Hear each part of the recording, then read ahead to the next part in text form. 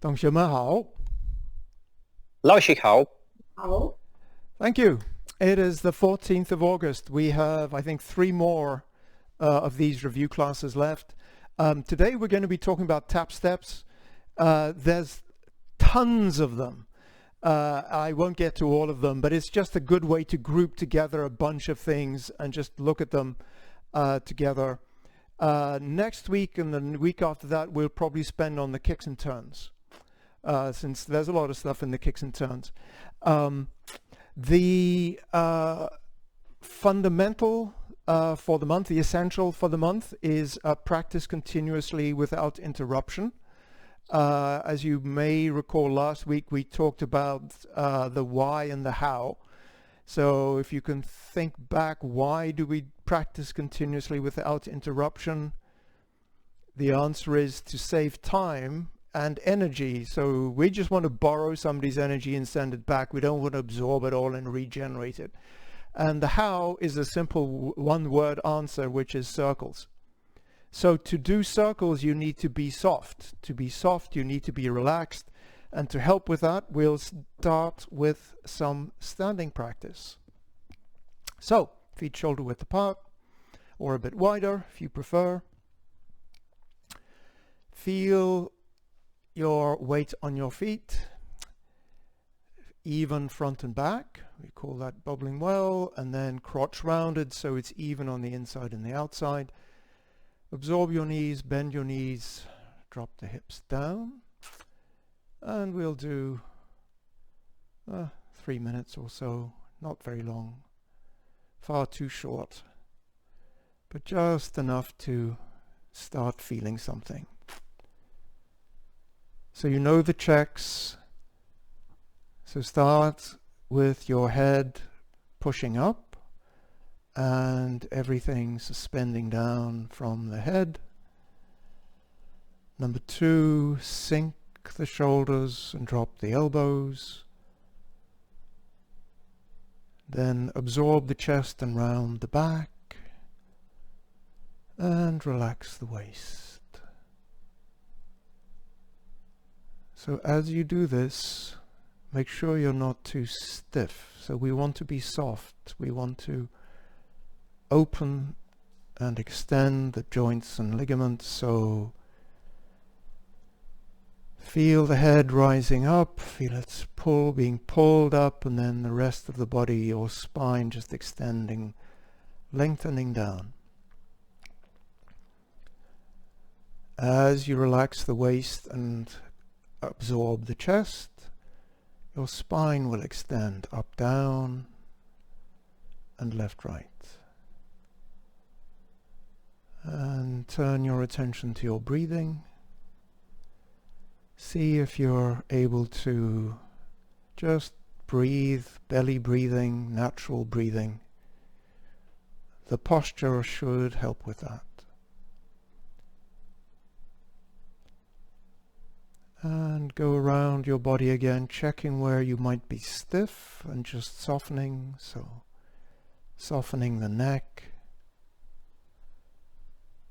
softening the back, softening the arms.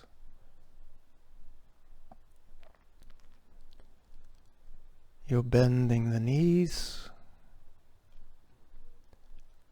and opening your hips, which will lengthen and extend the legs. So from here, just slowly start moving on your own time. Circle the arms up to about 45 degrees and then pushing down, bending the knees. Do this at whatever pace feels good for you. And you can change the pace as your body starts waking up. Particularly helpful if you're standing for a little bit longer than 3 minutes. So when you get to the end, pause, everybody catch up all together, straighten the legs. Now put your hands on your hips and make a tiny, tiny, tiny circle with your hips to just start loosening your hip joints. And if you have hip problems or any other problems and your body doesn't like any of the things I'm suggesting, don't do it. Just say no. Good. And let's stop there. Good. So, practice continuously without interruption is about circles.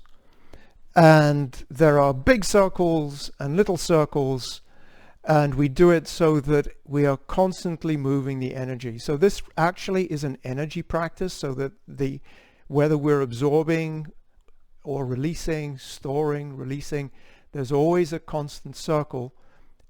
The circle comes from the lower back. It comes from the waist. So today and then the rest of the month we'll be doing just some waist exercises.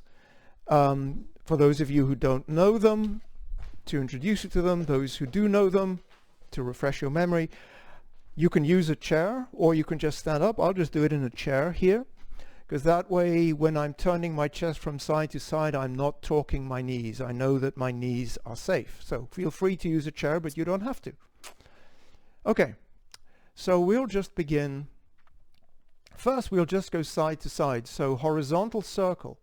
If I'm mirroring you to the left and the right. 2, 2. And if you can, keep your head straight forward as your chest turns. So actually you're rotating both your neck and your lower back.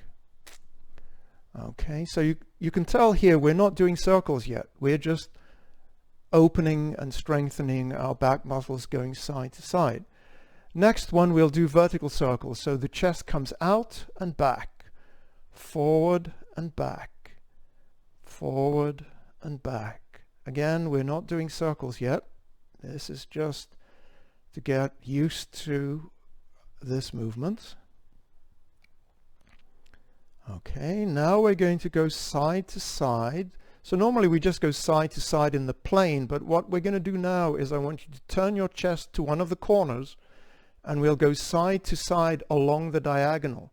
So 1, 1, 2, 2. So just moving side to side. 3, 3, 4, 4. Okay, come to square, go to the other diagonal. So now we're going side to side along this diagonal. 2, 3, 3, 4, 4. Now what we're going to do is we're going to start making a circle. So come forward, make a circle around the side, then from back to front go across the diagonal. Circle at the side, back to front across the diagonal. Circle. 3 and around. 3 and around. 4 around at the side. 4 around at the side. So now you're going to come front to back on the diagonal, reverse directions, going from the front to the back instead of the back to the front. So back, around at the side, back, around at the side. So now we are doing circles. And because this is a mixture of the horizontal and vertical circles, it's called a mixed circle or a figure 8. If you actually imagine the shape that your fingertips are making in space, it's drawing a flat figure 8. Okay. Now, just to get a slightly different feel, what I'd like you to do is put your arms out, and now just keeping your arms in the same position, make this figure 8 with your arms outstretched, and try and gradually make the circle smaller, that you're not going to the side so much. So I'm coming from front to back, up at the back, front to back, up at the back. But we can also reverse direction. So I'm going to reverse direction from back to front, up at the front, back to front, back to front. And these are the kinds of circles that ultimately we're going to look for in the form. Okay. So when I said, there are big circles and little circles, the easiest circles to find in the first place is the circles that your hands make and your arms make. And that's the first thing, to try and find those circles. Make sure you make nice big circles, Young style is big and round. And then gradually you'll find that actually it's your chest that makes your shoulders and your arms move. And then you'll find that it's your waist that makes your chest move. And that's where you can find the really little circles, so small that an outside observer can't even see the circles. Okay, so tap step. The theme for today is tap step, transition step, T-step. There's 3 basic categories Master Young talks about with the tap step, 3 reasons why we do them. We're going to be doing the second section in a minute, and I just want you to look out for these as you practice the second section. So one of them is as you go from a bow stance to an empty stance, or as you go from an empty stance to a bow stance. Master Young calls that a tap step. Another one, which is probably the biggest one and maybe the one we'll spend most time on today, is where you're actually adjusting your position. So for example, when I go from raise hands to white crane, I pick up this foot, my right foot, and put it down. That's because I can actually put it down somewhere else. So I'm changing position. So there's quite a few of those. And then the last one is where we're preparing for the final footwork. We're not going from a bow stance to a bow stance or a standing stance to a bow stance. And the classic one is parry, block, and punch. So, I'm in left bow stance. I do parry, block, and punch. Here's a transition step, T-step, and then I go back to my bow step. So those are the 3 categories: empty to bow, bow to empty, adjusting the position relative to the opponent, and then thirdly, preparing for the final footwork. We'll look at examples of all of those. But let's practice the second section. What I'd like to do is we'll start and prepare. And then I'll say cross hands. Just bring your hands up into cross hands, and we'll do the second section. We'll finish on cross hands, and then I'll say closing. Just do closing as if it's the end of the form, and we'll stop there. So we'll do this 5-minute little form, which will be the second section. Prepare.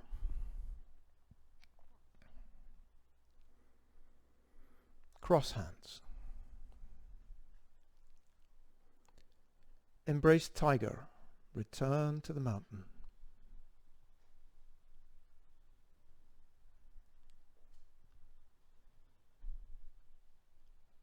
Roll back. Press. Push.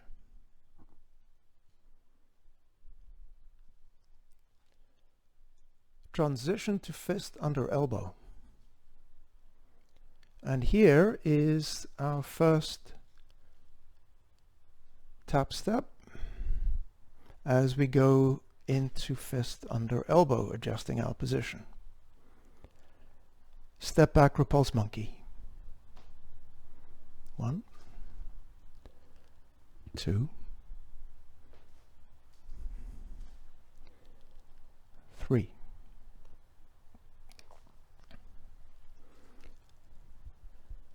Diagonal flying.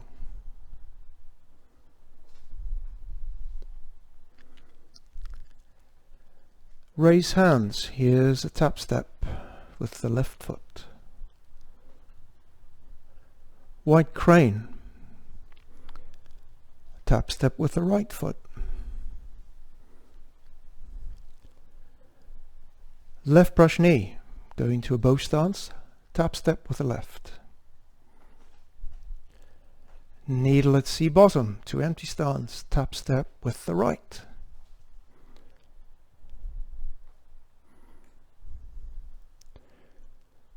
Fan through the back.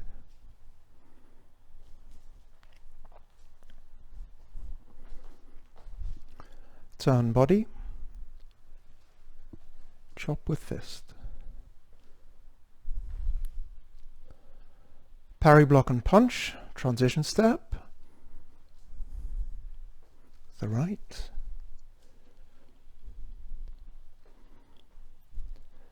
Step up, grasp boat's tail. Ward off right. Roll back. Press. Push.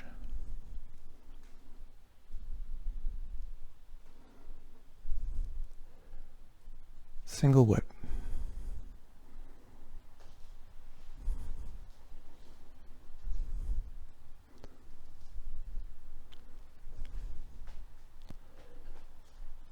Cloud hands. 1,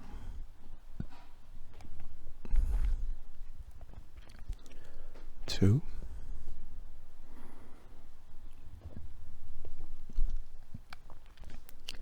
3. And tap step with the right foot as we prepare to go into single whip. High pat on horse. Tap step to change to an empty stance. Separation kicks. Right, transition, right, separation kick. Left, separation kick, transition. Left, separation kick. Turn body. Left, heel kick. Left brush knee.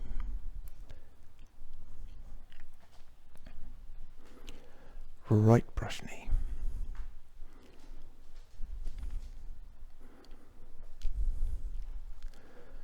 Step forward, punch down.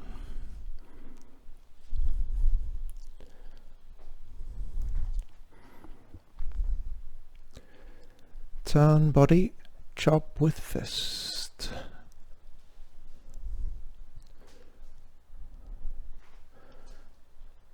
Parry, block and punch. Transition step.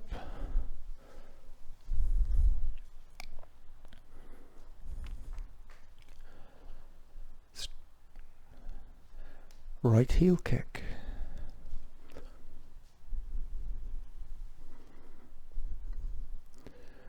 Left strike tiger.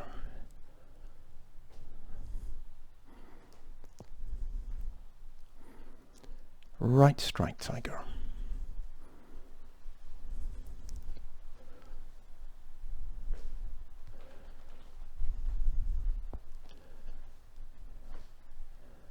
Right heel kick.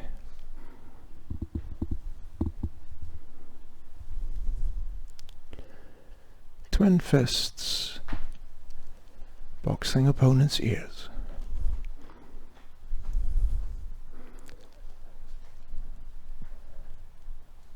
Heel kick. Turn body. Right heel kick.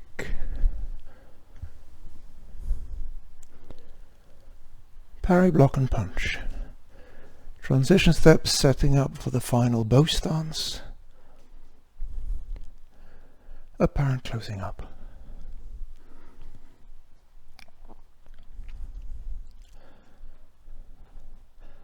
Cross hands.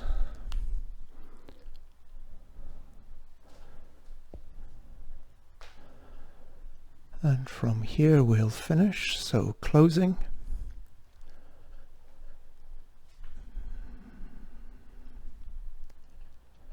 Hold it for 2 beats. Original position. Stop. Okay. Good, good, good. Are there any questions before we start delving into tap steps about any of those movements or any other movement? Pierre, you might. Whoa. I think she clicked the wrong button. Weird. Yeah, Judy was about to ask a question and then she disappeared. Okay, so she may come back. Hopefully she will come back, and then we'll talk about whatever she wanted to talk about. Anybody else? Okay, so the first, so as I was saying, there were three kinds of tap steps. The first one is to there she is. The first one is to transition from an empty stance to a bow stance, or a bow stance to an empty stance. Okay, Judy, you're back. Go ahead. I'm back, so I don't know what happened. Okay, so I did have a question. You might be going to discuss this, but when you went to high pat on horse, Yes. was there a step that you were calling the tap step other than the step that actually is the part of the empty stance? No. Okay. Yes, and that is one of the things that actually puzzle me about these categories that Master Young uses, because they overlap, and these things to me are really, it's just a transition from a bow stance to an empty stance. Right. Is this something he's been doing lately? Honestly, I have no recollection of ever hearing that word used to describe anything. Okay, so he's definitely used those three categories in seminars I've been in recently, and he's been struggling for terminology, and I think tap step is a new word that he's using. Sometimes he uses half step. I know sometimes, other people talk about the T-step, because some of the other styles actually have T-steps. Yes. Like the Beijing form has one, which we don't. So I think Master Young is constantly struggling with terminology. So that's my fine. understanding. I just wanted to make sure I hadn't forgotten an entire category of labels, but it's something new that he's figuring out. I think so, yeah. That's fine. Great, thank you. Yeah. So another quick question on that. So Yeah. I understand what you're saying, tap step and transition step, but what are you categorizing as T-step? I don't, Master Young doesn't use the term T-step. Oh, okay. So I just threw that in because I know that, 10 years ago, people were using the word T-step. I know Mike and Nancy used to use the word sometimes. T-step, okay. T-step. Like, what does a T-step mean? And then there's a whole long conversation. It's just words. Okay.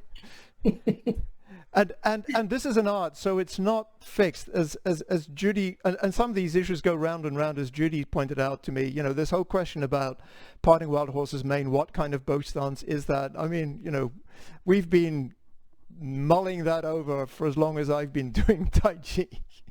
Right. Okay. So let's just go through those changes from a bow stance to an empty stance, just because this is an opportunity to do that. So the first one is sort of to give me an opportunity to just review some of the things.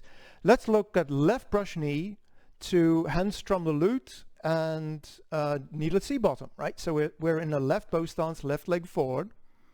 So with hand strums the lute, we're going to end up in a heel touch empty stance. So when you push back with the ball of the foot. So shift weight forward, bring the back leg to the center line, shift weight back, pushing off with the ball, change to the heel, and then root. And let's do that in this direction. So shift weight forward, bring the back leg to center line, with body turning the hands, come back, root, left goes up, right comes down, and hands either side of the center line. And as you know, this is the same hand position as with raised hands, but here the movement is up and down. With needle at C bottom, we're going to end up in a ball touch empty stance. So when we push back with the heel. So let's do that one. So again, start in your left brush knee, yield forward, bring the back leg to center line, right hand goes down, maybe right arm down, maybe a little bit more than before. Now pushing back with the left, Open the chest as you pull back. This is a bigger pull, finishing with the palm opposite to the temple. Change footwork, root.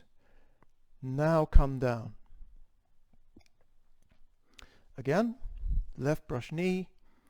Yield forward, right arm down. Pushing off with the heel. Left arm comes halfway up. Change to the ball and sink. And just check when you're sinking, make sure that you're not looking at your hands. Your head is still being pulled up.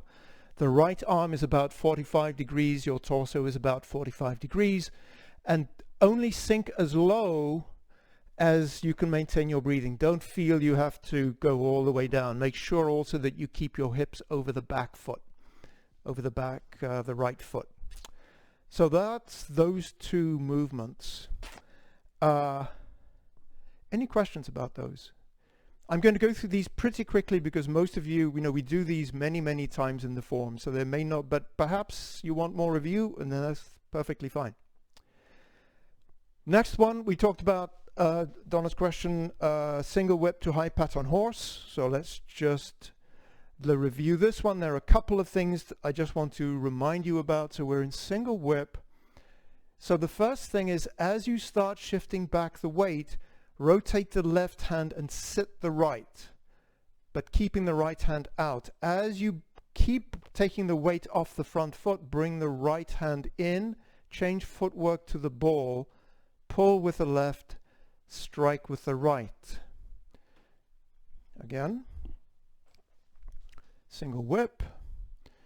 So shift weight back, rotate the left, sit the right, keep shifting back, bring the right hand into the shoulder. Now change footwork, rooting, pushing, striking out. A couple of things to remember. The energy point is the center of the side of the hand.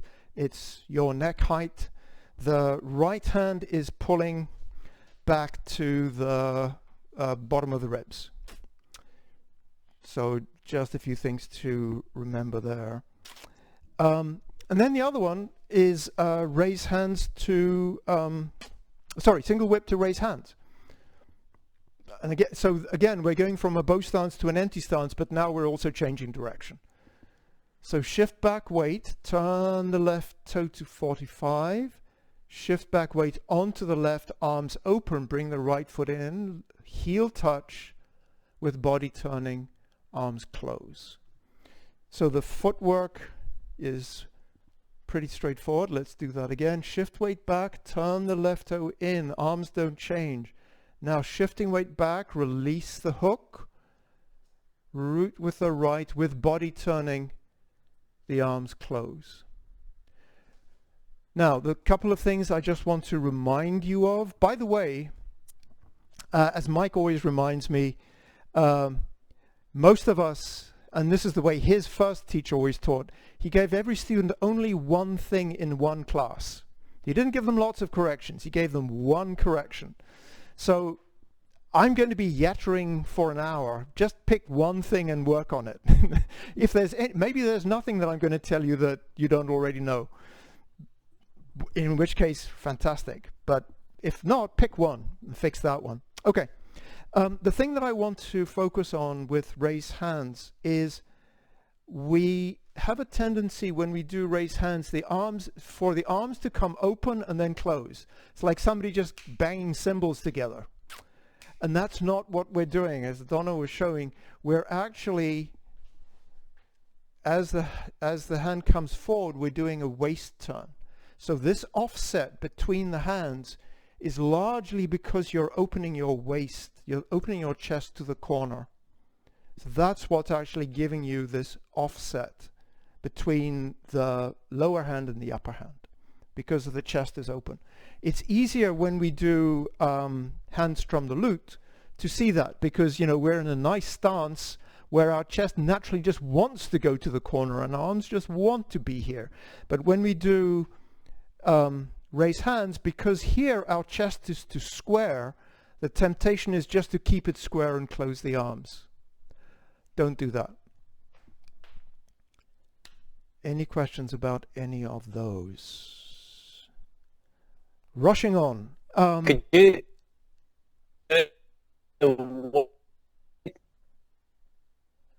JP?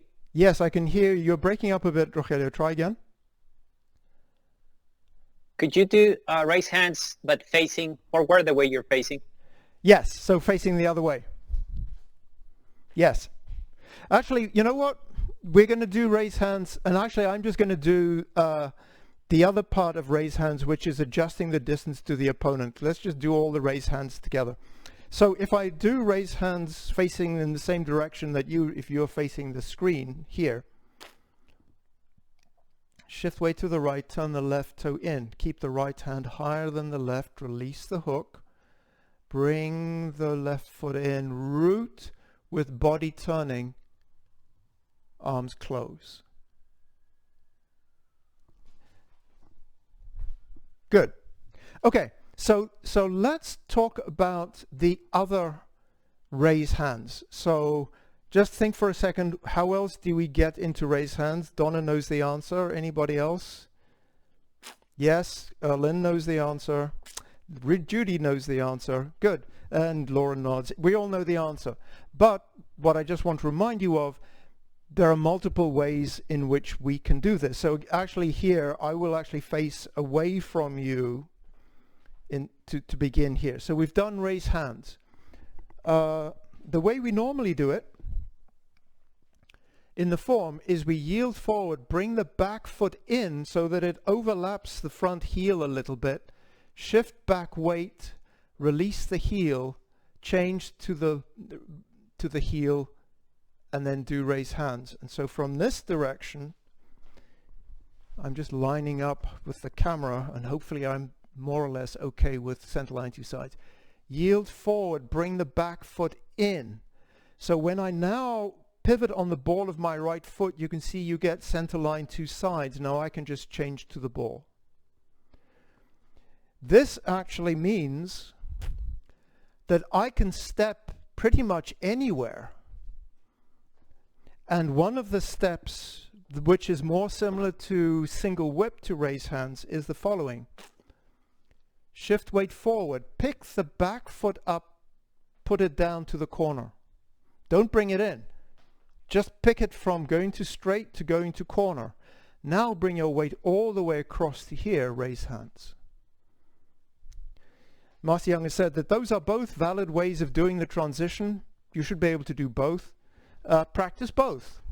And so one way you can do that is in the form we do diagonal flying to raise hands twice in the form. So you can do once with the one transition and the other one with the other transition. Can you do that other one back to us Yes. again so I can see Okay. how you do So that? here we go.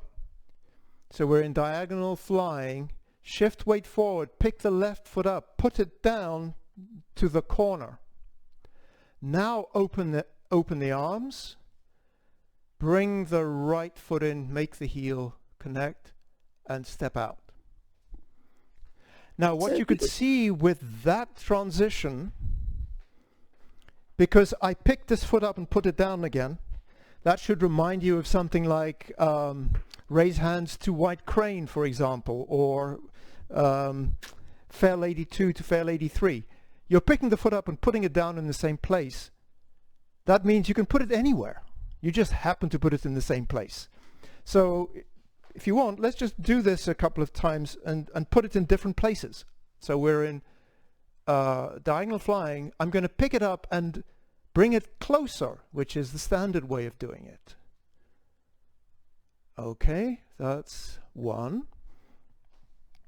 The second way is just picking it up and putting it down in place. Shift weight forward, pick it up, put it down to the corner, shift over to the left, raise hands. Third one. Pick it up, step back a long way, and then do raise hands. For example, maybe your opponent is coming towards you and you need to make some space, so you step backwards instead of just changing the foot in one place. So you get all these options. Yes, Ellen? No, I was just... Okay. No, Ellen had one, Donna, I think. Yeah, so that way step back one, Yeah, I feel like I want to roll off my heel because it's really hard to like with a really long step to push off your toe in that particular instance. yes, yeah, that work. Yeah, I find that too. Okay. Yeah, and that's actually fine because I think you would probably, when your step is close, you know, it's easier to pick up the heel, put down the heel. But when you're stepping further, rolling is fine too. We see the same thing, for example, yeah, depending on the length of your step, you land with the heel or you land with the ball. And we see that particularly with the kicks and turns. So for example, when you've done left, so you've done the left heel kick and you do turn body right heel kick. If you're stepping back, you'd actually land on the heel. If you're stepping close, you land with the ball of the left foot. So depending on where you step, you'll use the appropriate part of the foot. Okay. Yes, Judy. Yes, couple questions. This business of being able to put your foot down in different places to get to the move, is that called a training step? I'm trying to relate this to something else that actually David taught in his class. Oh. And I think it was called a training step, and it was, and what's the point? Is the point so that you can approach your opponent from different places? Yeah. Okay, I'll look and see if I can find that. It was just ringing a Yeah. bell. I've never seen it done this way, but that idea that you, and how about when you go to White Crane, were you saying that that's the same idea? Okay. Same That's idea. it. Yeah. Yeah. Okay. Yes, same idea. And I didn't know the terms training step. That's interesting. Yeah. And so, you know, Whether that's it or not, you better let me see if I can find out. let us know. Yeah, yeah. But you know what I'm trying to do, the game I'm playing with these classes that we're doing together, is to try and focus on the patterns in the hand form in a slightly different way than we usually do. Because, you know, if you do the hand form over and over again, it can become boring. So you want to get different perspectives, and what you really want to see is the patterns.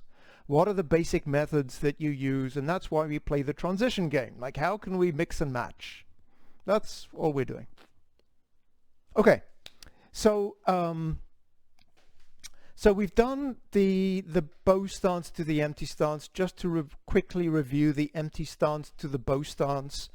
So, for example, in White Crane, so the way that the empty stance to the bow stance works is pretty standard, right? So you just step wider. And so, for example, White Crane to left brush knees. So circle the arms, close and step wider, brush and push. So that's one of them. When we go from needle at C bottom to fan through the back. So I'm in needle at C bottom. Again, it's the same, this is the same Lego block, it's the same footwork, the arms are just doing something else. So the arm comes up, step wider into a bow, fan through the back. Same method, different technique, different application. High pat on horse to palm thrust. Same thing. High pat on horse, empty stance, ball touch. Step wider, palm thrust. Again, same method that we're using over and over again. And by the way, one of the things, like for homework, if you have the time and inclination, you'll notice that as usual with the forms, we do it mostly on one side. So these are all on the left. So really what you should be doing is when you do your single movement practice, do it on the right as well so that your body gets used to doing it on both sides. Yeah, and so the last one, which is the same kind of thing, high pat on horse to separation kick. But here, we're not going to step into a bow stance in going in the same direction. We're going to step into a bow stance in the diagonal direction. So here, when we're in high pat on horse going to separation kick, we step wider, toe inside circle, inside corner, right? So we open the arms, step and close, open.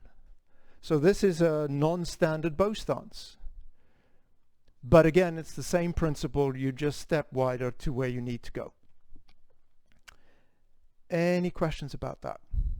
So I don't think we'll get to the prepare for final footwork stuff, which really is, if you can do parry, block, and punch, you know the principle. Just, stick in an extra step to get to a bow stance. But I'd like to do a little bit more on these, adjusting the footwork to accommodate where your opponent is and where they're going. So we've done raise hands to white crane. Another one is Fair Lady Works shuttles, number 2 to number 3. So let's say, Fair Lady Works shuttles number 2, you're in the right bow stance. I'm not sure what's a good direction. Well, let's just try it from here. Okay, so you're in a right bow stance. Press down, pick up the right foot, turn it to the front direction or the side direction, and then do Fair Lady number 3. And so I'll do it in this direction so that you can see. There's so much to work on in this transition, so we'll spend a few minutes on it, but let's just get the footwork right first. So from here, press down with both hands, pick up the right foot that's pointing to the corner, put it down to the side direction. Shift your weight over, bring the left foot in as you pass palm, step out, and strike. Okay. Let's just talk about this footwork while we're on the footwork. So I'm going to shift my weight back. You can see my toe comes up. I can put it down here. Now, I can put it down back here. If I want to go backwards, I can bring it down behind me and then go forward. And we'll do all 3 of these. Or I can bring it closer to an opponent there and really get up close to them. So let's do those 3 positions. Would it be better if I faced the other way or the way? Doesn't matter? Doesn't matter. Okay, fine. I'll just go in this direction then. Okay, so we're in. Here we go. Fair Lady Work Shuttles number 2, ending posture. So shift back, weight, press down with the palms, lift the right foot. Standard transition, just pick it up and put it down to the side. Shift weight, open the arms, close the arms and step, open, ward off as the foot flattens, knee bend as you strike. Now you're in Fair Lady 3. So now we're going to step further, we're going to lengthen our step towards the right. So from here, shift weight back, press down. Pick up the right foot, now step it forward. Now shuttle. So you end up in a different place. Same footwork, but you might find that your arm movements, arm coordinations feel a little bit unusual just because your body isn't used to it. So the third one is now, instead of stepping here, I'm going to step here. So we're in number 2, ending posture. Press down. Pick it up, close the step. Now shuttle open and go forward. So that's how we adjust to the opponent. Yes, Rogelio. So if you can adjust distance, in theory, you could even adjust direction and change direction as long as you correct for the 45 degrees towards your left foot, right? Absolutely. Yeah. Okay. And actually, I think, yes. So, for example, I wasn't going to talk about this, but because I was going to focus just on the traditional form. But for those of you who know the senior form, we go from white crane to right brush knee, and so we actually go in this direction. So, normally, when we're going from raise hands, we change to this direction. And now I'm going to go sideways here. But in the senior form, Master Young actually has us changing the footwork, and again, you can step anywhere and do ward off right. So that's an example of what you were talking about, I think, Rogelio. Yes. Okay, let's just, I just want to just remind you of a few things, a few of the nice little sweet things about Fair Lady number 3. Actually, the first thing is all the Fair Ladies. So remember, when you're here in this position and you're pressing down, your palms come down across the diagonal of the center line, and the arms are at 90 degrees to each other. In fact, because you're starting your bow stance to the corner, when you press down, your right arm will be to the front and your left arm will be to the side. Change footwork. Now what I want you to pay attention to is as you shift onto the right, extend your right arm. Better if I go in this direction. You can see it better. So come down. I'm going to step to the right and really extend the right arm. So as you can see, I rotate the left. I want you to open, because then you can close. So get the open and close. So for example, don't, or you can, of course, but it's more fun than coming to here and just doing this. This arm just rotating like this, you really don't get that feeling of forwards and backwards. So that's the first thing. So let's go from here, shift weight, press down, pick up the right foot, shifting weight to the right, extend your right arm, open the left. Now, arms closed, the right arm is going to go to the corner, shuttle the left under, open and step, establish your lean, and now go forward. So this goes to a question that Lynn had in the conversation we were having about single whip. So when we do lean, when we go from a upright torso to a lean torso, we establish the lean as soon as we root with the lower foot. So what I mean by that is here. So if I'm here, open, you can see my torso is vertical. I open, I root with the left, and now I want to establish my torso leaning in the direction of my front leg, because that's where it's going to end up. So make sure that when you root, you establish your lean. And this is true for all the, the whole form. It's everywhere in the form. Yes, Rogelio? In the transition from Fair Lady 1 to 2 and then 3 to 4, the right arm opens a lot. Yes. As you turn. And I was trying to mirroring that in 2 to 3, but the left arm actually does not open as much. You keep it close, right? Yeah. Well, from 2 to 3, so this is 2. So I'm coming down. I'm opening my chest. Actually, it's the body turning here. So you can see that I am opening, but it's mostly body turning. This angle isn't changing. It's the angle of my chest that's changing. Now my shoulder will close, and this shoulder will close as I cross and step. Then I do the strike. Yeah, so I just realized that left arm does not mirror what the right arm does in the opposite two. Because when you go from 1 to 2, yep, your right arm sort of opens and then gets closed back. Yes, and not from 2 to 3. But no, I think my left arm does open in 2, a little bit at least. So from here, I'm pressing down, open. So I do have a bit of an open here. Mm-hmm. And then I close again, and then I open again. So I think there is I said there isn't much, but I think there is some. Mm-hmm. Okay, great, thank you. But the thing for both of those, again, just to remind you of things that I'm sure you know, is one of the 4 posture essentials, chest absorbed, back rounded. Be careful that you don't open too much. So this one, it's unlikely that you're going to do this. right?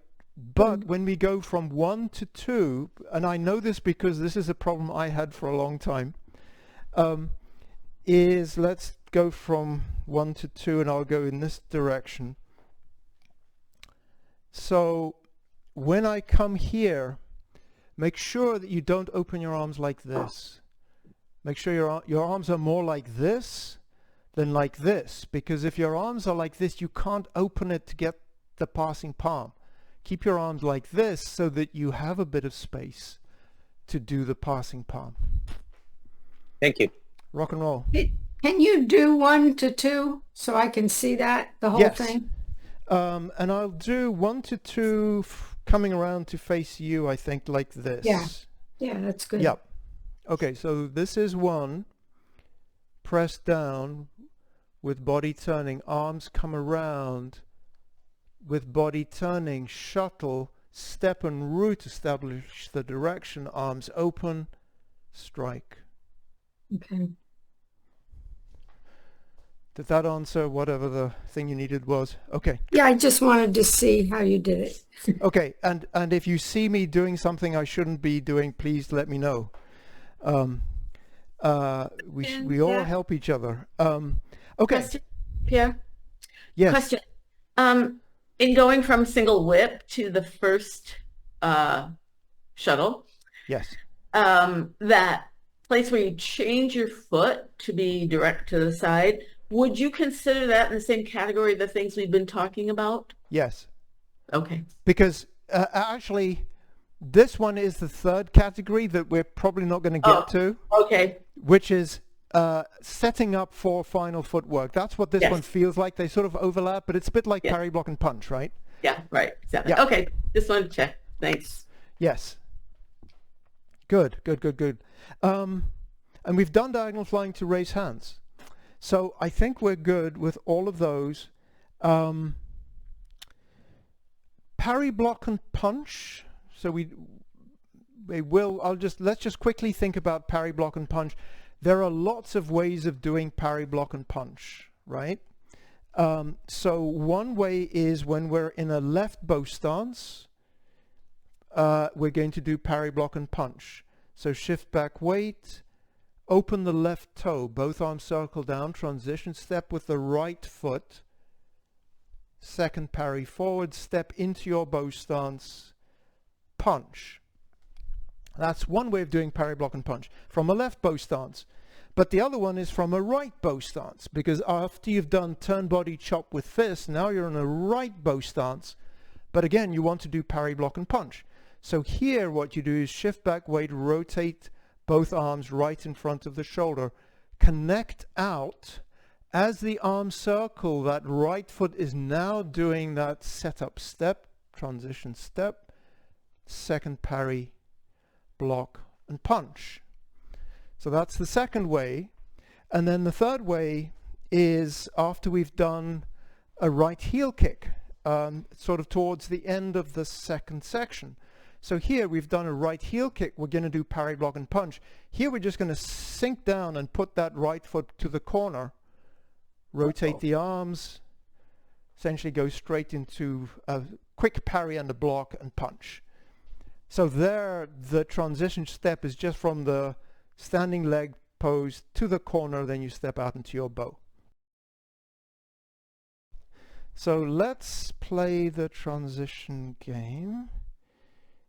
Okay, so it says from 40 to 59. So 40 left brush knee to 59 parting wild horse's mane. As an optional extra, come back. So Donna's suggestion is shift weight back, open the left toe, close the arms, step, wild horse parts its mane. Then to get to left brush knee again, shift weight back, open the toe to the corner, circle both arms, step to the straight direction, brush and push. Yeah. That's starting with opening the left foot. You can also start on the right. So for example, I can open the right foot, I can shift my weight back to the right, and then just step the left out and open. And then from here, I can just close and step, brush, and now I'm in right brush knee.